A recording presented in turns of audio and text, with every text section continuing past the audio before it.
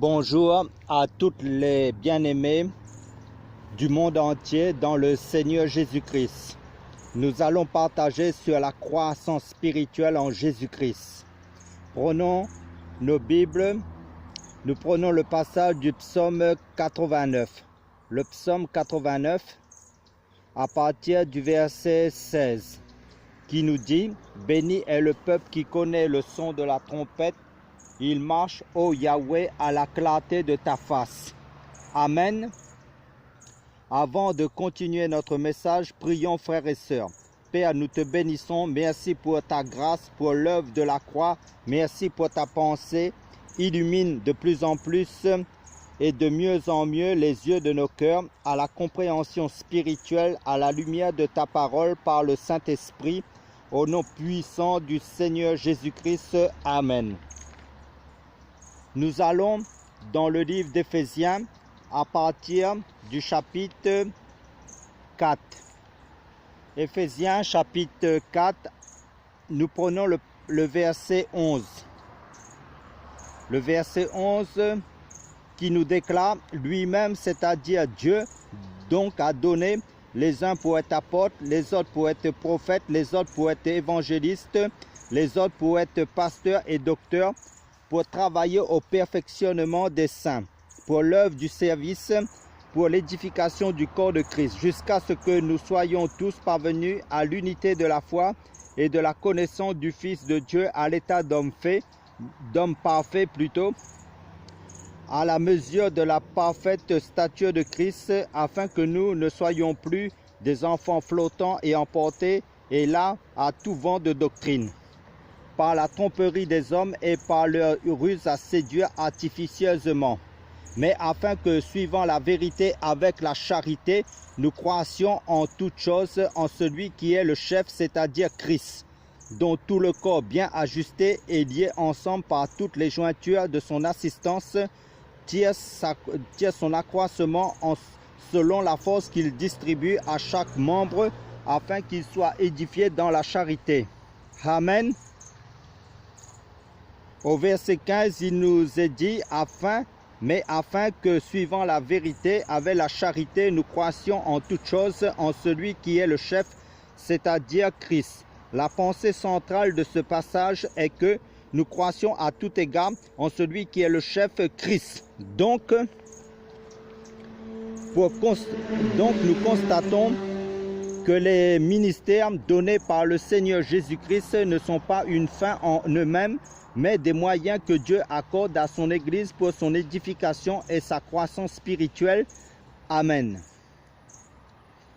Pour que les personnes qui ont cru en Jésus-Christ et sont sauvées entrent dans un processus de perfectionnement jusqu'à ce que tous parviennent à l'unité de la foi et à la connaissance du Fils de Dieu. Nous, vous et moi, avons besoin de grandir continuellement dans la connaissance intime et réelle de notre Sauveur, de notre Seigneur, de notre Maître, de notre berger, de notre avocat, de notre Père éternel, dans les divers aspects de notre Dieu. Nous avons besoin de croître dans la diversité de la révélation de Jésus-Christ. Amen.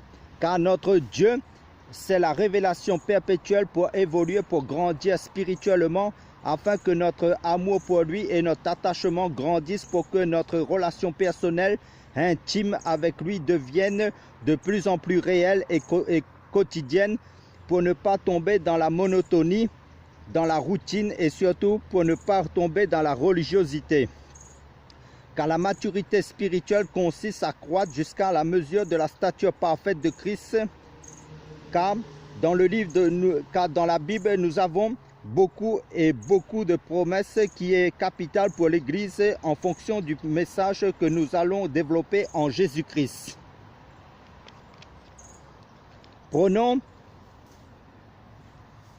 1 Thessaloniciens chapitre 4 versets 15 à 17.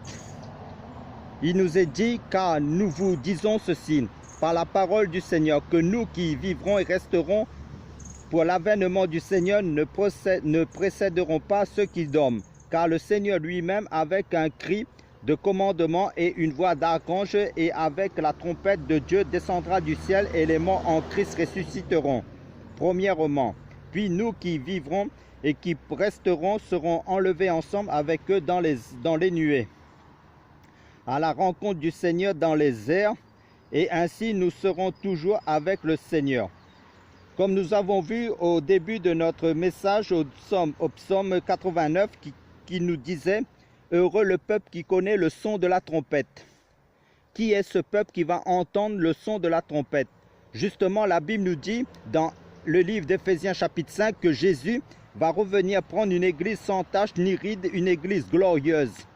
Donc une église à la mesure de la stature parfaite de Christ. C'est cette église qui entendra le son de la trompette et partira lors de l'enlèvement de l'église. Mais en attendant, cette église doit croître, grandir à cette mesure de la stature parfaite de Jésus-Christ. Amen. Voilà l'objectif à atteindre pour les chrétiens et toutes ces promesses se trouvent en Jésus-Christ. Allons dans 2 Corinthiens chapitre 1. 2 Corinthiens chapitre 1 à partir du verset 19 qui nous déclare justement car le Fils de Dieu, Jésus-Christ, qui a été prêché par nous au milieu de vous, à savoir par Sylvain et par moi, là c'est l'apôtre Paul qui parle, et par Timothée, n'a pas été oui et non, mais il a été oui en lui. Car autant qu'il y a de promesses de Dieu, toutes sont oui en lui, c'est-à-dire en Jésus-Christ, et amen en lui, à la gloire de Dieu par nous. Parce que le psaume 119 à partir du verset 74, le psaume 119 à partir du verset 74 nous déclare parce que j'espère en tes promesses. Amen. Oui frères et sœurs, Dieu en Jésus-Christ détient pour ses enfants beaucoup de promesses, à condition de demeurer dans la connaissance des saintes écritures bibliques, comme les chrétiens de Bérée dans les Actes des Apôtres chapitre 17, pour examiner les écritures de la parole de Dieu pour s'informer de la volonté des promesses de Dieu. Amen. Continuons, poursuivons notre message sur la croissance spirituelle en Jésus-Christ, bien-aimé du Seigneur. Donc dans la vie quotidienne de chaque jour, pour être plus concret, Jésus bien souvent, quand il enseignait ses disciples par ses écritures, prenait des exemples de la vie quotidienne, des exemples de la vie courante, pour illustrer, expliquer la réalité du langage spirituel de Dieu. Donc, lorsqu'on observe les parents dans la vie courante, ils éduquent, conseillent leurs enfants dès leur bas âge, afin qu'ils croissent, grandissent et deviennent des adultes capables de vivre leur vie d'adulte à leur tour pour être responsables à leur tour convenablement au sein d'une société difficile. Leur éducation aussi est la tâche et la responsabilité des parents. Aussi pour que ces enfants puissent plus tard faire face à ce monde rempli de dangers, de pièges, d'illusions, de mensonges. Mais une des caractéristiques des enfants quand ils sont tout petits, c'est qu'ils croient tout, même le mensonge. Un exemple, le Père Noël qu'on leur fait croire qui est purement un mensonge. Allons dans le livre de Proverbes chapitre 14 verset 15. Proverbes chapitre 14 verset 15 qui nous dit « Le simple croit tout, à toute parole, mais l'homme bien avisé considère ses pas. » En parallèle, le livre d'Hébreux chapitre 5 à partir du verset 14, Hébreux chapitre 5 à partir du verset 14 nous déclare « Mais la nourriture solide est pour les hommes faits, pour ceux dont le jugement est exercé par l'usage à discerner le bien et le mal. » Donc automatiquement, le résultat de notre croissance spirituelle nous amène d'acquérir la maturité du discernement spirituel pour nous rendre responsables d'abord de rester fermes dans la foi, la vérité de la parole de Dieu. Amen, alléluia. Pour se garder des faux enseignements, ensuite de la tromperie et de la ruse des hommes dans leurs moyens de séduction. Ensuite, pour persévérer dans la pratique de la charité, dans la vérité de la parole de Dieu. De même, pour prendre des initiatives selon ce que Dieu a mis sur notre cœur par le Saint-Esprit, individuellement, personnellement, pour travailler, et collectivement selon la pensée du Saint-Esprit en conformité à la parole de Dieu. Ensuite, ce qui détermine aussi la croissance spirituelle, c'est aussi le service. Est utile dans le corps de Christ. Amen, alléluia.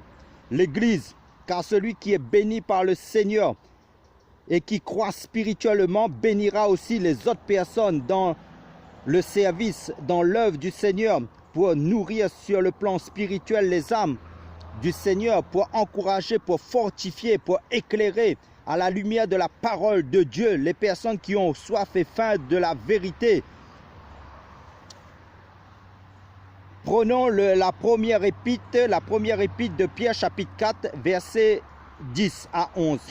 La première épître de Pierre chapitre 4 à partir du verset 10 nous dit que chacun de vous rende service aux autres selon le don qu'il a reçu, comme de bons gestionnaires de diverses grâces de Dieu. Si quelqu'un parle comme annonçant les paroles de Dieu, si quelqu'un administre, qu'il administre comme par la puissance que Dieu lui a communiquée, afin qu'en toute chose Dieu soit glorifié par Jésus-Christ, auquel appartiennent la gloire et la force d'âge en âge. Amen. Donc le verset 10, il nous est dit clairement, comme de bons gestionnaires des diverses grâces de Dieu. Dieu nous donne à croître, à grandir, à évoluer de plus en plus dans ces choses, ces talents qu'il a mis en chacun de nous, comme c'est dit dans le livre aux Romains chapitre 12, par rapport à l'exercice des dons spirituels pour l'Église, que celui qui exhorte s'applique ou s'attache à l'exhortation. Cela est pareil pour les autres dons spirituels que les chrétiens ont reçus, chacun pour sa part. En fait, comme l'Église, c'est l'épouse de Christ, qui est la représentation de la femme vertueuse. Si vous lisez et méditez le livre de Proverbes chapitre 31 chez vous, qui ne mange pas le pain de la paresse, mais qui bâtit sa maison. Et nous savons d'après les Écritures saintes, Hébreux chapitre 3 verset 6, que la maison de Dieu c'est nous, les chrétiens, et nous sommes aussi à la fois la fiancée de Christ d'après le livre de 2 Corinthiens chapitre 11, et aussi le corps de Christ d'après Éphésiens chapitre 5. Et nous sommes aussi l'épouse de Christ en vue des noces de l'agneau d'après Apocalypse chapitre 19 versets 7 à 8. Donc la femme de Christ sur le plan spirituel, l'église du Seigneur. Amen, alléluia. Car le livre de 1 Corinthiens chapitre 6 verset 17 nous dit clairement, mais celui qui s'unit au Seigneur est avec lui un seul esprit. Amen, alléluia, gloire à Dieu pour son esprit. Vous voyez, frères et sœurs du monde entier, donc la femme de Christ sur le plan spirituel s'occupe des affaires du Seigneur Jésus-Christ, comme Jésus disait dans l'évangile de Luc chapitre 2 verset 49, « Ne saviez-vous pas qu'il faut que je m'occupe des affaires de mon Père, car tout disciple accompli sera comme son maître. » Amen. Donc la femme de Christ, les chrétiens doivent grandir, croître dans l'édification, dans le corps de Christ, pour s'exhorter mutuellement dans l'évangélisation pour les âmes, dans la prière, l'adoration, par l'assistance du Saint-Esprit, littéralement. Amen. En gros, le Seigneur nous demande à croître dans la consécration tout un chacun, dans la grâce des différents dons que chacun a reçus pour le service du corps de Christ. Des chrétiens comme la femme vertueuse, Dieu nous a sauvés pour servir pour l'œuvre du Seigneur. Allons dans l'évangile de Luc chapitre 1 verset 64 à 74. Plutôt dans l'évangile chapitre 1 verset 67 à 74. Qui nous déclare, alors Zacharie son père fut rempli du Saint-Esprit. Et il prophétisa en ces mots, béni soit le Seigneur, le Dieu d'Israël, de ce qu'il a visité et délivré son peuple et de ce qu'il nous a suscité un puissant sauveur dans la maison de David, son serviteur, comme il l'avait dit par la bouche de ses saints prophètes, pour toujours. Un sauveur qui nous délivre de nos ennemis et de la main de tous ceux qui nous haïssent. C'est ainsi qu'il manifeste sa miséricorde envers nos pères et se souvient de sa sainte alliance selon le serment par lequel il avait juré à Abraham, notre père, de nous permettre, après que nous serions délivrés de la main de nos ennemis, de le servir sans crainte. Amen. Dieu nous a sauvés par l'œuvre de la croix, pour servir sans crainte, pour servir les personnes sur le plan spirituel, surtout son Église, ses enfants qui ont la foi en Jésus-Christ, et aussi sur le plan social. selon les besoins des personnes, les pauvres, les indigents, les nécessiteux. Donc, par l'apôtre Paul, de la part de Dieu, dans le livre de Galates au chapitre 2. Dieu nous encourage au service. Donc, Dieu nous demande d'être des adultes spirituels responsables, actifs pour les âmes, pour son royaume, fondé, enraciné dans sa parole de vérité. Littéralement, des chrétiens qui croissent, qui progressent, qui grandissent, finiront par devenir une richesse, des canaux de bénédiction pour les âmes que Satan retient captifs, pour les délivrer dans le nom de Jésus-Christ, pas seulement de la possession démoniaque, mais aussi de l'ignorance, comme c'est dit dans le livre d'Osée chapitre 4. Mon peuple est détruit parce qu'il lui manque la connaissance. Et le livre de Proverbes chapitre 19 nous dit aussi le manque de science, c'est-à-dire de la connaissance, surtout de la connaissance de la parole de Dieu, n'est bon pour personne. Donc ces personnes en Christ seront des bénédictions pour leurs entourages, leurs familles, leurs voisins et dans leur vie professionnelle. Si ces personnes grandissent, évoluent par le Saint-Esprit en Jésus-Christ, ils reflèteront Christ. Prenons l'évangile de Matthieu chapitre 5 verset 14 à 16. Matthieu chapitre 5 verset 14 à 16 qui nous mentionne « Vous êtes la lumière du monde ». Une ville située sur une montagne ne peut être cachée. Et on n'allume pas la lampe pour la mettre sous un boisseau, mais sur un chandelier. Et elle éclaire tous ceux qui sont dans la maison, ainsi que votre lumière luise devant les hommes, afin qu'ils voient vos bonnes œuvres et qu'ils glorifient votre Père qui est dans les cieux. Amen. Frères, nous devons être un témoignage vivant pour la gloire de Dieu en Jésus-Christ à travers nos comportements, à travers la progression, la croissance spirituelle de la parole de Dieu, par nos comportements,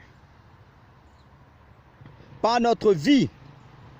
Jésus-Christ nous a fait lumière en lui à cause de l'œuvre de la croix, pour évoluer, croître en lui seul. En permanence, souvenez-vous, pour les lecteurs de la Bible, de la parabole des 5 vierges folles et des 5 vierges sages de Matthieu chapitre 25. Elles avaient tous la parole de Dieu, comme c'est dit dans le psaume 119, verset 105.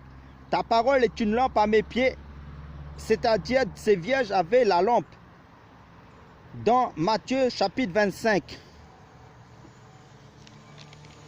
Mais au retour du Seigneur, la lampe des 5 vierges folles s'éteignait.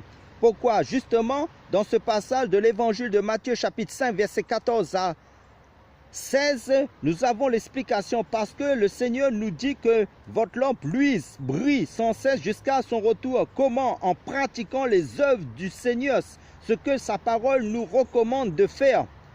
Les 5 vierges folles avaient négligé cela pour être renouvelées sans cesse de l'huile, de l'onction du Saint-Esprit, car Jésus renouvelle de son onction, de son huile pour son Église jusqu'à son retour. Ne reste pas sur tes acquis, cherche sans cesse le renouvellement, la croissance spirituelle, la plénitude du Saint-Esprit. Demande à Dieu de te remplir de l'Esprit de Dieu pour faire son œuvre dans le ministère, caché d'abord dans les coulisses avec le Seigneur Jésus-Christ, dans sa présence, dans la prière, dans l'adoration, dans la méditation de la parole de Dieu, de Genèse à Apocalypse, perpétuellement, pour ta croissance spirituelle, car Jésus dit dans l'évangile de Jean, chapitre 6, verset 63, qui nous est dit que les paroles que je vous ai dites sont esprit et vie. Et le livre d'Éphésiens, chapitre 5, verset 18 à 19, dit « Et ne vous enivrez pas du vin dans lequel il y a de la dissolution, mais soyez remplis de l'esprit. » Amen. Entretenez-vous par des psaumes, des hymnes et des cantiques spirituels chantant et psalmodiant de votre cœur au Seigneur. Et les Actes des Apôtres, chapitre 5, verset 32, nous stipule clairement que le Seigneur continuera de déverser, de remplir son épouse, son Église, de son Saint-Esprit, ceux qui travaillent, qui lui obéissent, qui fait son œuvre. Et cela ne date pas d'aujourd'hui, mais cela a commencé depuis plus de 2000 ans, précisément au jour de la Pentecôte dans les Actes des Apôtres, chapitre 2, où l'Église est née. Et cela continuera jusqu'au retour du Seigneur. Parce que si vous lisez Actes des Apôtres, c'est vrai que Dieu a baptisé du Saint-Esprit les apôtres dans les Actes des Apôtres chapitre 2. Mais quand vous lisez encore dans le chapitre 4, Dieu a déversé encore son onction sur les apôtres pour faire son œuvre. Que vous lirez chez vous. Amen. Mais trop souvent, moi en premier, nous contentons du minimum, être sauvés et bénis par le Seigneur, alors que Dieu nous demande plus. Dieu nous demande de faire sa volonté. Dieu nous demande sans cesse de sortir, de grandir, d'évoluer, de progresser. Le prophète Jean-Baptiste disait, sous l'inspiration du Saint-Esprit, il faut que Jésus croisse et que lui diminue. Et pour les chrétiens, cette parole est toujours d'actualité. Par quelle procédure? D'abord par la lecture quotidienne de la parole de Dieu et la mise en pratique de cette parole de Dieu. Ensuite, la prière en continu qui englobe l'adoration. Je le répète une deuxième fois. Le témoignage de Jésus-Christ en tout temps aux âmes, en œuvre et en parole. Le livre de Galates chapitre 6 nous dit, celui qui sème pour l'esprit moissonnera de l'esprit la vie éternelle. Vous voyez, Seigneur, si vous travaillez selon l'esprit de Dieu, basé sur la parole qui est esprit et vie, Dieu vous remplira encore plus de son onction, de son esprit pour faire son œuvre. Mais avant tout, nous devons laisser le Saint-Esprit nous diriger dans sa parole pour accomplir la volonté de Dieu. En gros, faire tout ce que Dieu dit selon sa vérité éternelle et le faire avec conviction, avec foi. Car le livre de Romains chapitre 14 verset 23, Romains chapitre 14 verset 23, dans ma version de Bible dit, mais celui qui a des doutes au sujet de ce qu'il mange est condamné parce qu'il n'agit pas avec foi. Or, tout ce qui ne procède pas de la foi est péché. Et dans d'autres versions de Bible, il nous est dit, tout ce qui n'est pas le produit d'une conviction est péché. Cela veut dire que si nous doutons de la parole de Dieu, qui est Dieu lui-même, dont parle le livre d'Apocalypse chapitre 19 verset 13, nous n'allons pas croître spirituellement, ni grandir, ni aller plus loin avec le Seigneur pour progresser. Car la vie spirituelle, c'est une vie de croissance, de progression. Donc celui qui a répondu à l'appel du Seigneur ou bien encore à la vocation du Seigneur que Dieu nous a adressé, cette personne est dans un processus de croissance afin d'atteindre la taille idéale, c'est-à-dire à la stature parfaite de Christ. Quand cette église aura atteint cette stature, alors l'enlèvement aura lieu, mais pas avant. Mais avant tout, croissons avec la parole de Dieu, avec le Saint-Esprit, avec la prière, l'adoration, travaillons. Prenons encore deux passages qui font référence à la croissance spirituelle dans les Écritures saintes. Prenons d'abord 1 Jean chapitre 2 verset 13. 1 Jean chapitre 2 verset 13 qui nous dit, Père, je vous écris parce que vous avez connu celui qui est dès le commencement. Jeunes gens, je vous écris parce que vous avez vaincu l'esprit du mauvais. Jeunes enfants, je vous écris parce que vous avez connu le Père. Père, je vous ai écrit parce que vous avez connu celui qui est dès le commencement. Jeunes gens, je vous ai écrit parce que vous êtes forts et que la parole de Dieu demeure en vous et que vous avez vaincu l'esprit du mauvais. Là, frères et sœurs, la parole de Dieu nous donne 3 étapes de la croissance spirituelle. D'abord, la première étape, les jeunes enfants. Ensuite, la deuxième étape, les jeunes gens. Ensuite, pères. Les pères. On doit s'efforcer à grandir, à croître en Jésus-Christ. Amen. Voyons maintenant le deuxième passage dans les Écritures qui nous fait référence à la croissance spirituelle. Allons dans le livre le rouleau du prophète Ésaïe, chapitre 40, à partir du verset 30. Ésaïe, chapitre 40, à partir du verset 30, nous déclare, les jeunes gens se lassent et se fatiguent, même les jeunes hommes tombent sans force. Mais voici le verset 31 qui nous intéresse le plus par rapport à la croissance spirituelle. Lisons le verset 31 de Ésaïe chapitre 40. Mais ceux qui s'attendent à Yahweh renouvellent leur force. Ils s'élèvent avec des ailes comme des aigles. Ils courent et ne se fatiguent point. il marche et ne se lasse point. Là aussi, frères et sœurs, dans ce passage, Dieu nous donne 3 étapes de la croissance spirituelle. La première étape, la marche spirituelle.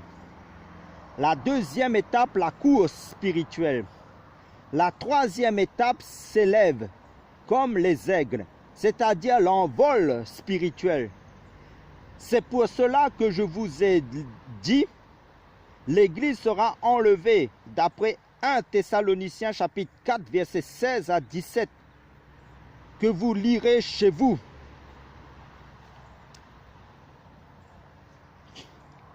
Revenons dans notre message de croissance spirituelle en Jésus-Christ. Amen. Car Jésus-Christ, c'est le modèle par excellence à imiter. Comme l'apôtre Paul disait dans la lettre de 1 Corinthiens chapitre 11. Car le Père a mis, c'est-à-dire Dieu, a mis 30 ans pour faire croître, former dans les coulisses son Fils Jésus, pour 3 ans et demi de ministère public. Car dans l'évangile de Luc chapitre 2, il nous est dit pour les lecteurs de la Bible, Jésus croissait en sagesse, en stature et en grâce, auprès de Dieu et devant les hommes. Amen.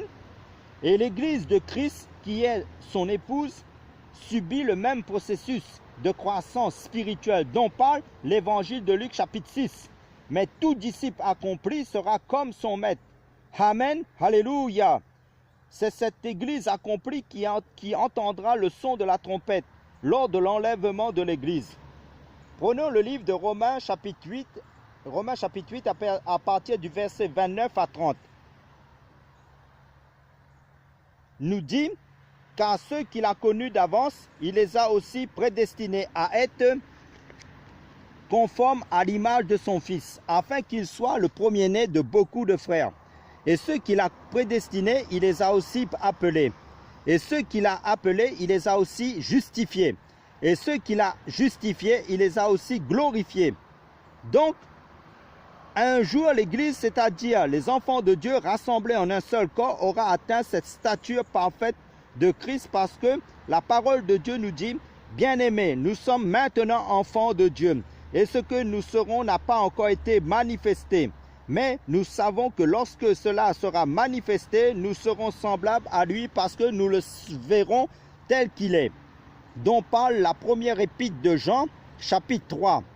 Tandis que le livre aux Colossiens, chapitre 3, nous informe que notre vie est cachée en Christ. Quand Christ, notre vie, paraîtra, nous paraîtrons avec lui.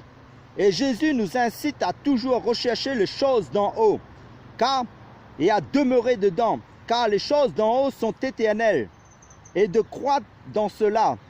Allons rechercher cela dans le livre de la première épître de Pierre, chapitre 1, première épître de Pierre, chapitre 1, versets 23 à 25, qui nous déclare, puisque vous êtes nés de nouveau, non pas une semence corruptible, mais par une semence incorruptible, par la parole vivante de Dieu et qui demeure éternellement. Car toute chair est comme l'herbe et toute la gloire de l'homme comme la fleur de l'herbe. L'herbe sèche et sa fleur tombe, mais la parole du Seigneur demeure éternellement. Amen, alléluia.